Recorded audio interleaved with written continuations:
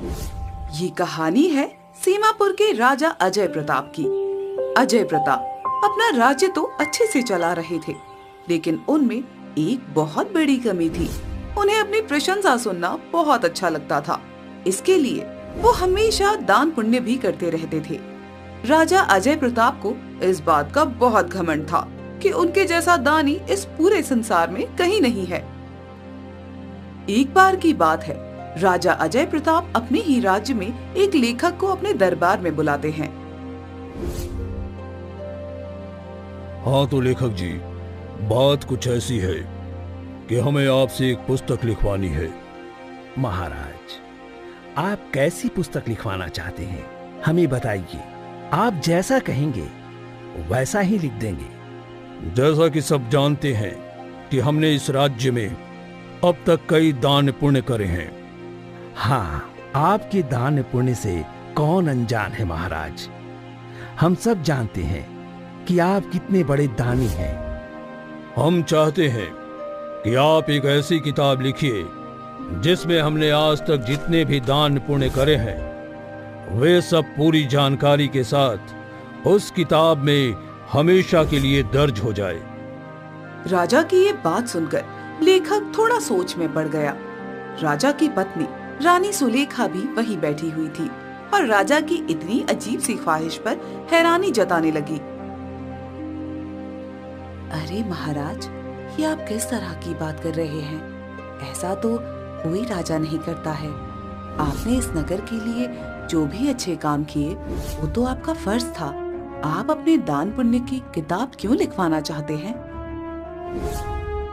राजा ने रानी को समझाते हुए कहा, रानी सुलेखा, आप बहुत भोली हैं। हम ये सब इसलिए कर रहे हैं क्योंकि हम चाहते हैं कि हमारे कुल का नाम इससे हमेशा के लिए रोशन हो जाए। लेकिन उसके लिए ऐसी किताब लिखवाना जरूरी है क्या? हमारा कुल तो हमेशा से ही रोशन रहा है। आप चिंता न करें रानी सुलेखा, ये काम हमें करना ही है और हम इस बात पर किसी की भी नहीं सुनेंगे। ठीक है, जैसी आपकी इच्छा राजा जी, हम कुछ नहीं कहेंगे। लेखक जी, क्या आप समझ गए हैं कि आपको क्या करना है? जी महाराज, हम समझ गए हैं। आप जैसा कहेंगे हम वैसा ही करेंगे। ठीक है, आप हमारे मुनीम जी के साथ बैठ जाना, वो आपको सब कुछ बता देंगे। हमने आज तक कितना और किस किस को दान दिया है उन सब की जानकारी हमने लिखवाई हुई है। महाराज, क्या आपने अपनी किताब के लिए कोई शीर्षक सोचा है? राजा शीर्षक सोचने लगा और फिर उसने कहा, किताब का शीर्षक होगा अमर सर्वश्रेष्ठ दानी राजा अजय प्रताप। वाह वाह महाराज, जैसा काम वैसा नाम। रानी राजा के इस घमंड को अच्छे से पहचान रही थी, लेकिन उन्होंने राजा को नहीं टोका।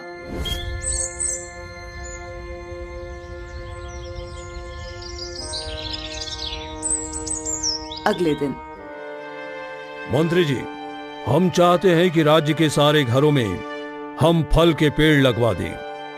फलों के पेड़ महाराज? हम समझे नहीं।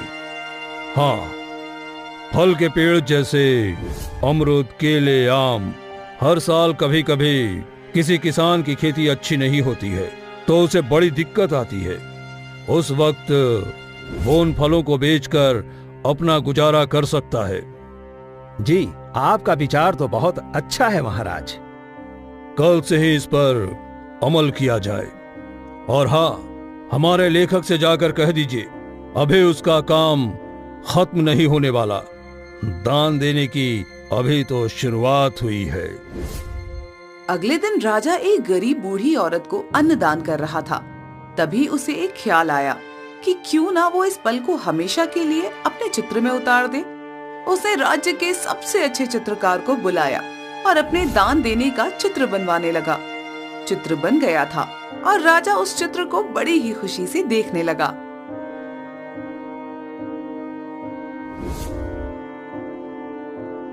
तभी रानी उनके पास आ गई और कहने लगी, ये सब क्या है महाराज, आपने ऐसा क्यों किया? मैं रोज एक बूढ़ी औरत को सहारा देने के लिए उन्हें दान देता हूँ। अब ये चित्र हमारे सिंहासन के पीछे वाली दीवार पर लगेगी। देखो कितना सुंदर चित्र है। हमने यहाँ नाम भी लिखवाया है, अमर प्रताप दान देते हुए। आपने कभी राजा भोज का नाम सुना है? वे कितने महान दानी राजा थे। आपको ऐसा क्यों लगता है कि इस दुनिया में आपके सिवा कोई और अच्छे कर्म ही नहीं करता? ये सुनकर राजा को गुस्सा आ गया। ये आप क्या कह रही हैं रानी सुलेखा? पूरे विश्व में हमसे बड़ा दानी और कोई नहीं है। जिस तरह से हम दान देते हैं, लोगों की सेवा करते हैं, कोई और राजा नहीं कर सकता। अब आप जाइए, हमें हमारा चित्र देखने दीजिए।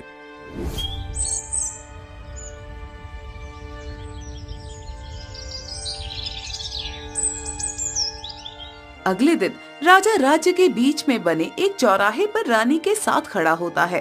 वहाँ सभा के सदस्य और अन्य प्रजा भी खड़ी थी। बीच में एक मूर्ति बनी हुई थी जो कि एक कपड़े से ढकी हुई थी। हम यहाँ क्यों आए हैं महाराज? आप बस देखती जाइए रानी, कुछ ही देर में सब पता चल जाएगा। तभी मंत्री बोलते हैं, हमारे राजा अजय प्रताप कितने बड़े दानी हैं, ये हम सब जानते हैं। आज उनके सम्मान में हम सब यहाँ इकट्ठा हुए हैं। मंत्री मूर्ति के ऊपर से कपड़ा हटाते हैं और वो कोई और नहीं बल्कि राजा अजय प्रताप की मूर्ति थी। सारी प्रजा राजा की जय जयकार करने लगी। रानी ये देखकर बड़ी ही शर्मिंदा हो रही थी, लेकिन राजा को अपनी मूर्ति देखकर बहुत खुशी हो रही थी। कार्यक्रम समाप्त होने के बाद राजा रानी महल में लौट गए।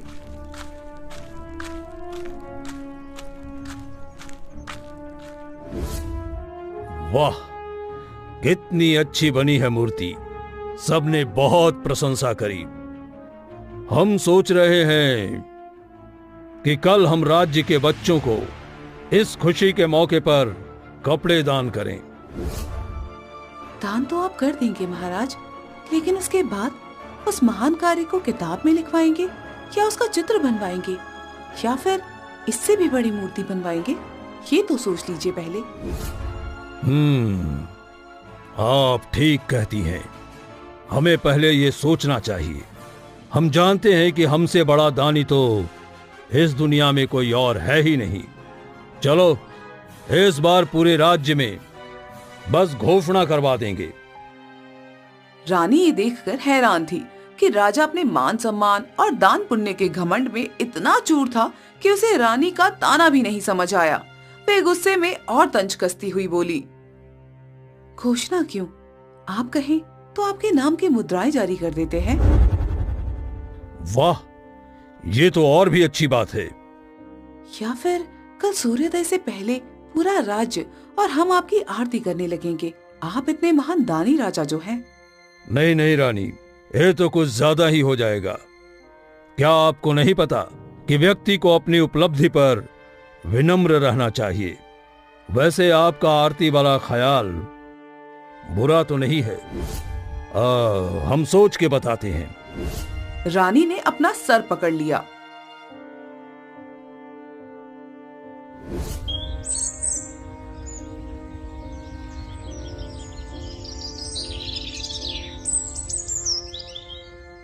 अगले दिन राज्य में साधुओं की टोली आई और मंत्री जी राजा को इस बारे में बताने लगे।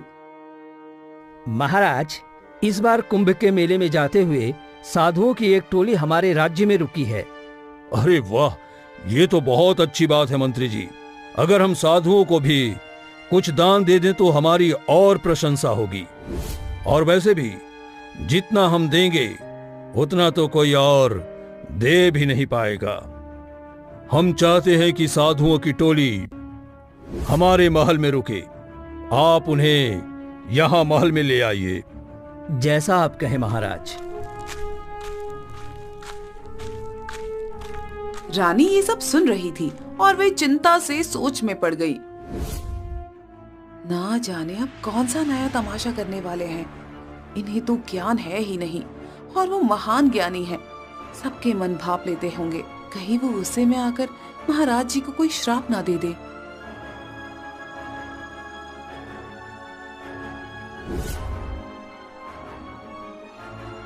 अगले दिन राजा अजय प्रताप सभी साधुओं से मिलने के लिए अतिथि कक्ष में पहुंच गए। धन्य भाग्य हमारे जो आप लोग हमारे महल में पधारे। आप लोगों को कल रात सही से नींद तो आई ना? साधुओं के मुखिया बोले। जी राजन, आपका बहुत बहुत धन्यवाद। आपने हमें खाने के लिए भोजन और रात बिताने के लिए जगह दी। अब हमें जाने की आज्ञा दीजिए महाराज। अरे नहीं बाबा जी, आज नहीं। आज मौसम खराब है। आप सबका ऐसे खराब मौसम में यात्रा करना ठीक नहीं रहेगा। ऐसा कहकर राजा साधु और उनके शिष्यों को एक और दिन के लिए अपने महल में रोक लेता है। अगले दिन जब मौसम ठीक हो गया और सभी साधु जाने के लिए तैयार थे, तभी राजा सभी के लिए ढेर सारे फल, कंबल और अन्य उपहार लेकर पहुंच गया। देखिए, हम आप सभी के लिए कुछ लाए हैं। राजा अपने साथ चित्रकार को भी ले आता है। आपने हम सबको खाने के लिए भोजन और आराम करने के लिए जगह दी। हमारे लिए इतना ही बहुत है राजन। हमें आपसे और कुछ नहीं चाहिए। अरे ऐसे कैसे? आप देखिए तो सही, हम आपके लिए बहुत कुछ लाए हैं। ये फल आपके रास्ते में काम आएंगे।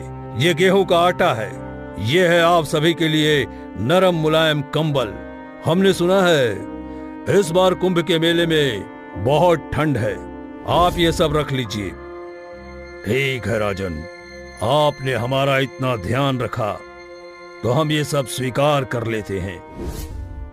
राजा जैसे ही साधुओं को कंबल देने लगा, चित्रकार चित्र बनाने लगा। ये देख साधु बाबा क्रोधित हो गए। ये तुम क्या कर रहे हो? ऐसा चित्र क्यों बना रहे हो? महाराज जिनको भी दान देते हैं, मैं उनके साथ महाराज की तस्वीर बनाता हूँ। साधु बाबा ये सब देखते हैं और समझ जाते हैं कि ये राजा को अपने दानी होने पर बड़ा घमंड है और इसका सारा दान पुण्य सब दिखावा है। इस राजा को तो बस अपनी प्रशंसा करवानी है। आप अपना ये सामान वापस ले जाइए राजन, हमें कुछ नहीं चाहिए। जी आप क्या कह रहे हैं साधु बाबा? ये सब आपके लिए ही आया है, आप इसे मना नहीं कर सकते। नहीं राजन, ये सब हमारे लिए नहीं आया है। ये सब तो आपने अपने लिए किया है। जी आप क्या कह रहे हैं? इस चित्रकार को आपने जो कहा हुआ है, उससे तो यही पता चलता है कि आप अपने दान पुण्य की गाथा सबको सुनाना चाहते हैं। ऐसा कुछ नहीं है बाबा, ये सब तो हम इसलिए करते हैं ताकि हमारी आने वाली पीढ़ी हमसे प्रेरणा ले। हम चाहते हैं कि संसार के सबसे महान दानी राजा से वो भी कुछ सीखें। आपको ऐसा लगता है कि इस संसार में आपसे बड़ा दानी कोई और नहीं है? हमें ऐसा लगता नहीं है बाबा। हम जानते हैं कि ये बात बिल्कुल सत्य है। बाबा ने राजा की आंखें खोलने के लिए एक तरकीब बनाई। राजन, क्या हम सब एक और दिन यहाँ ठहर सकते हैं? हाँ बाबा, बिल्कुल ठहर सकते हैं। आपका बहुत बहुत धन्यवाद राजन। इसी के साथ हम चाहेंगे कि आप हमारे साथ चलिए। हमें आपको कुछ लोगों से मिलवाना है। हम जब कुंभ की यात्रा के लिए निकले तो हमारी उन सब व्यक्तियों से भेंट हुई थी। ठीक है बाबा, हम आपके साथ अवश्य चलेंगे। लेकिन हमारी एक विनती है राजन कि आप राजा बनकर नहीं बल्कि एक आम व्यक्ति बनकर हमारे साथ चलेंगे।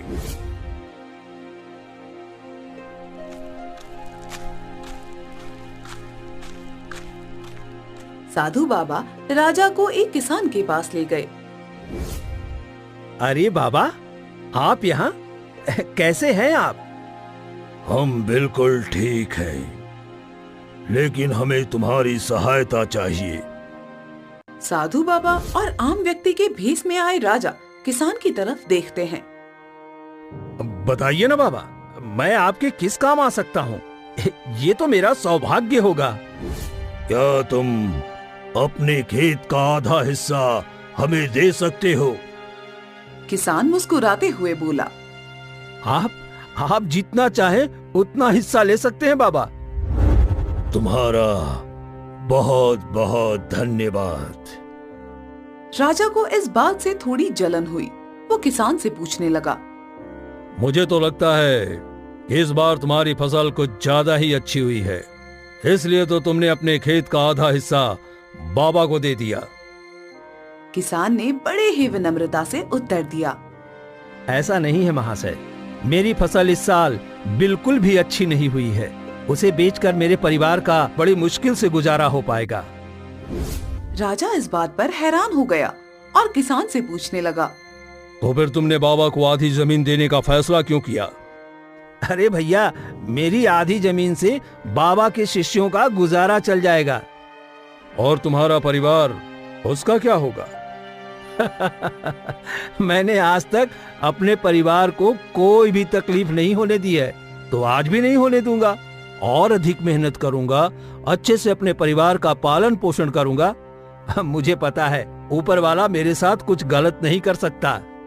किसान की बात सुनकर राजा को उस पर बहुत गर्व हुआ, लेकिन राजा के मन पर इस बात का कोई भी असर नहीं हुआ। तुमने इतना कह दिया, मेरे लिए बहुत है। हम जल्द ही तुमसे मिलने आएंगे। अपना ख्याल रखना। ऐसा कहकर राजा और बाबा आगे बढ़ गए।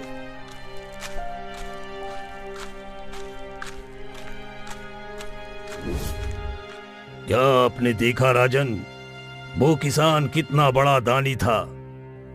बाबा, क्या आपको पता है कि हमने अपने राज्य की कितनी जमीनें मुफ्त में किसानों के नाम की है? इस किसान ने तो बस अपनी आधी जमीन दी है, और वो भी आपके कहने पर। फिर ये कहां से सबसे बड़ा दानी हो गया? बाबा को समझ आया कि राजा को अभी तक बात समझ नहीं आई है, इसलिए वे उसे अन्य व्यक्ति से मिलवाने ले गए। वो एक फल वाला था। बेटा, क्या तुम मुझे अपनी आज की कमाई दे सकते हो? मैं उस कमाई को जन कल्याण में लगाऊंगा, जिससे सबका कल्याण होगा। फल वाले ने मुस्कुराते हुए अपनी सारी कमाई बाबा के हाथों में रख दी। राजा फिर से जलते हुए अक्कड़ में बोला, ये तो तुम अपना मुनाफा रख रहे हो, लेकिन बाबा ने तुमसे पूरे दिन की कमाई मांगी है। अरे भैया, ये मेरी पूरी कमाई ही है। मेरी हर दिन इतनी ही कमाई होती है। आज तुम अपने घर में कुछ भी लेकर नहीं जाओगे तो तुम्हारा घर कैसे चलेगा? अरे भैया, मेरा तो ये मानना है कि एक बार अगर आपने दान कर दिया, फिर आपको उसके लिए न खुशी होनी चाहिए और ना ही दुख। आज भले ही मेरे पास पैसे नहीं है, लेकिन ये फल तो हैं। आज मैं और मेरी पत्नी ये मीठे फल खाकर ही अपना गुजारा कर लेंगे। और अगर बाबा तुमसे रोज दान मांगने आने लगे तो तुम क्या करोगे? अरे भैया, इससे अच्छी बात क्या हो सकती है कि मेरे फल बेचने की सारी कमाई जन कल्याण में चली जाएगी। कैसे मूर्खों जैसी बात कर रहे हो? सारी कमाई दान कर दोगे तो अपना घर कैसे चलाओगे? अरे फल की ठेली के साथ साथ सब्जियों की ठेली भी लगा लूंगा। एक से घर चलेगा और एक से समाज हित के लिए योगदान होगा। बाबा को फल वाले की सकारात्मक सोच पर गर्व हुआ। ये लो, अभी के लिए तुम ये रुपए वापस रख लो, हम वापस आकर ले जाएंगे। साधु बाबा और राजा फल की दुकान से आगे बढ़ गए। क्या आपने देखा राजन, उस महान व्यक्ति का दान? हाँ बाबा, लेकिन इससे बड़ा दानी तो मैं ही हूं। अरे वो कैसे? मैंने अपने नगर के हर घर में फल के पेड़ लगवाए हैं और नगरवासी वे पेड़ से जो भी आमदनी कमाते हैं उस पर मैंने कोई लगान भी नहीं लगाया था। राजन, मेरा अभी भी वही जवाब है। तुमने ये सब कुछ अपने लिए किया है। राजा को अब गुस्सा आने लगा था। चलिए बाबा, अब हम वापस महल चलते हैं। आप भी थक गए होंगे, आप आराम कर लीजिए। हाँ राजन, चलते हैं, लेकिन उससे पहले मैं आपको किसी से मिलवाना चाहता हूँ। आपने अभी तक हमसे बड़े दानी से आपने नहीं मिलवाया है बाबा। अब जिनसे हम आपको मिलवाने जा रहे हैं वो बहुत बड़ा दानी है।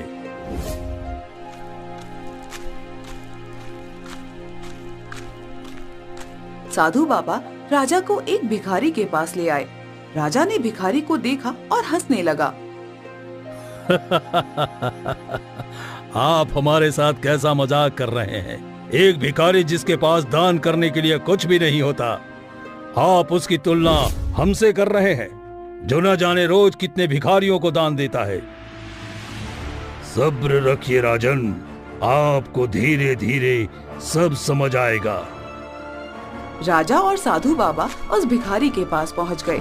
राजा ने देखा कि भिखारी के कटोरी में एक रोटी बची हुई थी। साधु बाबा ने राजा से कहा, राजन, उस भिखारी के पास जाइए और जाकर कहिए कि वो रोटी वो आपको दे दे। आप उससे कहिए कि आप पिछले 3 दिनों से कुछ नहीं खाया है। ठीक है बाबा, आपकी ये बात भी मान लेते हैं, लेकिन आप वचन देंगे इसके बाद हम महल लौट जाएंगे। हाँ राजन, हम वचन देते हैं।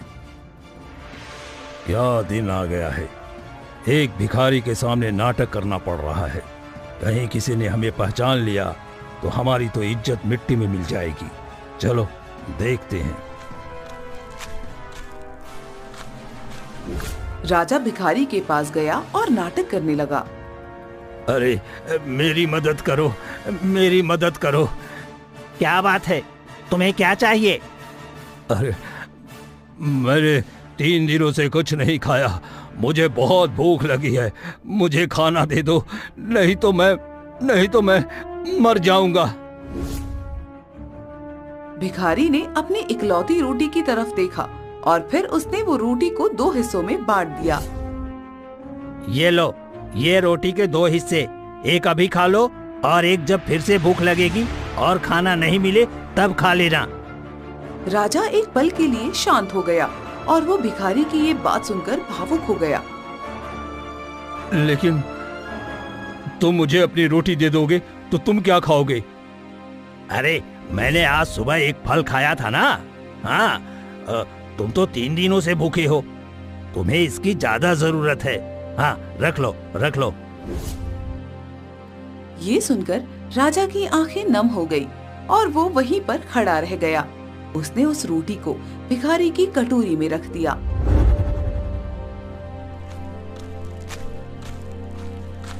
और बाबा के साथ महल में वापस आ गया। वो किसी से कुछ नहीं बोला। साधु बाबा समझ गए थे कि राजा पर इस बात का कुछ तो असर जरूर हुआ है।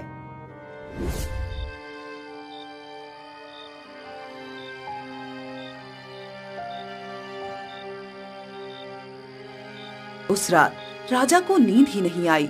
वो रात भर अपने चित्रों को देखता रहा।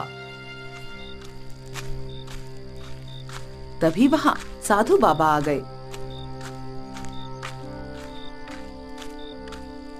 राजन, हम कल सुबह यहाँ से चले जाएंगे। आपने हमें अपने महल में जगह दी, उसके लिए हम आपके आभारी हैं।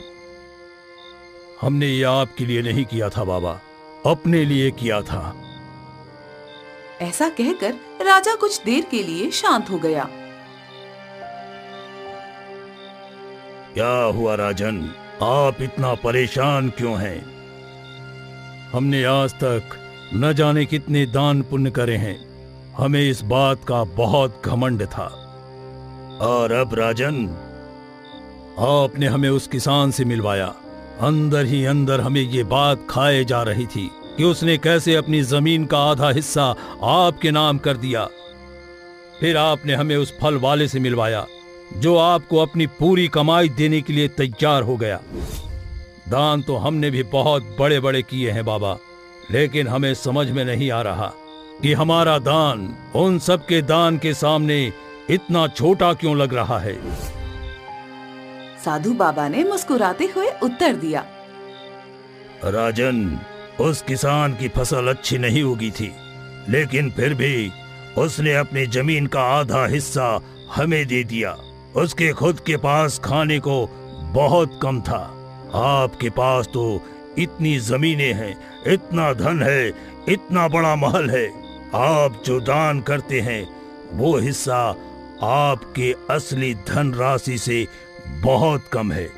वो इतना कम है कि एक शानदार जीवन जीने पर उस पर कोई असर नहीं होता। आप इतना दान देने के बाद भी सारी सुख सुविधाओं के साथ रहते हैं, लेकिन ऐसा उस किसान के साथ नहीं होता।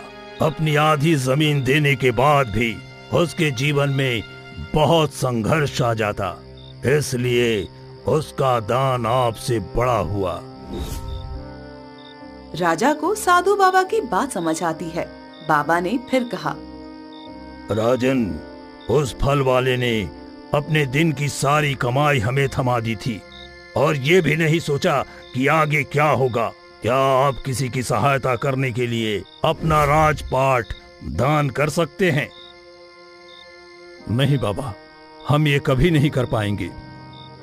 तो फिर आप ही बताइए राजन, कौन बड़ा दानी, आप या वो?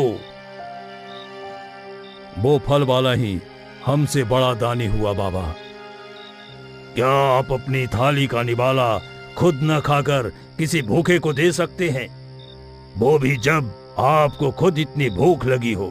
क्या आपके पास इतनी शक्ति है कि आप अपना अन्न किसी को दान कर दें? राजा ये सुनकर भावुक हो गया। उनकी आंखों में बोध के आंसू थे। नहीं, हम नहीं दे सकते। तो फिर आप ही बताइए, कौन हुआ सबसे बड़ा दानी? वो है सबसे बड़ा दानी, हम कुछ भी नहीं हैं। हम एक आम आदमी होते तो किसी को कुछ नहीं दे सकते थे।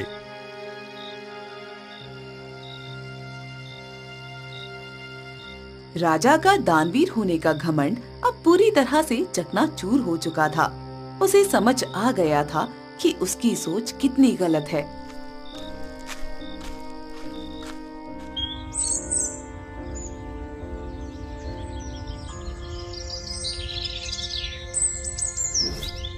अगले दिन उसने लेखक को अपने पास बुलाया। बताइए महाराज, आपने क्या नया दान पुण्य किया है? आप एक काम कीजिए लेखक जी, इस किताब को फाड़ दीजिए और एक नई किताब लिखिए। ये आप क्या कह रहे हैं महाराज? हाँ, हम जैसा कहते हैं आप वैसा ही लिखिए। लेखक ने किताब को फाड़ दिया और एक नई किताब लेकर राजा के पास बैठ गया। राजा ने लेखक को लिखवाना शुरू किया। ये कहानी है एक घमंडी राजा की। एक ऐसा राजा जिसे अपने दानी होने पर बहुत घमंड था, लेकिन फिर उसके जीवन में कुछ ऐसी घटनाएं घटी कि उसका पूरा जीवन ही बदल गया। राजा ने अपनी सीख को उस किताब में लिखवा दिया। मंत्री जी, ये किताब हर घर में बांट दीजिए और उनसे कहना कि जो गलती राजा ने करी है वो गलती वो लोग ना करें। तभी वहाँ साधु बाबा और उनके शिष्य विदा लेने के लिए आ गए। आज्ञा दीजिए राजन, अब हम कुंभ के मेले की ओर प्रस्थान करना चाहते हैं। जाने से पहले आपको हमारा एक काम और करना होगा बाबा जी। कौन सा काम राजन? राजा साधु बाबा को राज्य में बनी हुई उसकी मूर्ति के पास ले गया। ये लीजिए बाबा हथौड़ा, और आप ही हमारे इस घमंड की निशानी पर मार कर इसे तोड़ दीजिए। राजन, जो अपने जीवन की सीखी हुई सीख को दूसरों के साथ बिना किसी डर के बांटे, उसकी मूर्ति घमंड की नहीं रह जाती, वो एक मिसाल बन जाती है। राजा ने साधु बाबा के पैर छू लिए। बाबा, क्या हम भी आपके साथ कुंभ यात्रा पर चल सकते हैं? आप हमारे साथ चलेंगे तो ये राज्य कौन संभालेगा राजन? ये राज कुछ वक्त के लिए हमारी पत्नी संभालेंगी, जिन्होंने हमें हमेशा सही रास्ते पर लाने की कोशिश की, लेकिन हमने इनकी कभी नहीं सुनी। जो व्यक्ति सही और गलत में फर्क कर पाए वही सही निर्णय ले सकता है। हमें विश्वास है रानी इस कर्तव्य को अवश्य निभाएंगी। आप अपनी यात्रा पर निश्चिंत होकर जाइए महाराज। आज से आपके जीवन की नई शुरुआत होने जा रही है। तो फिर चलिए राजन, अब हम यात्रा पर निकलते हैं।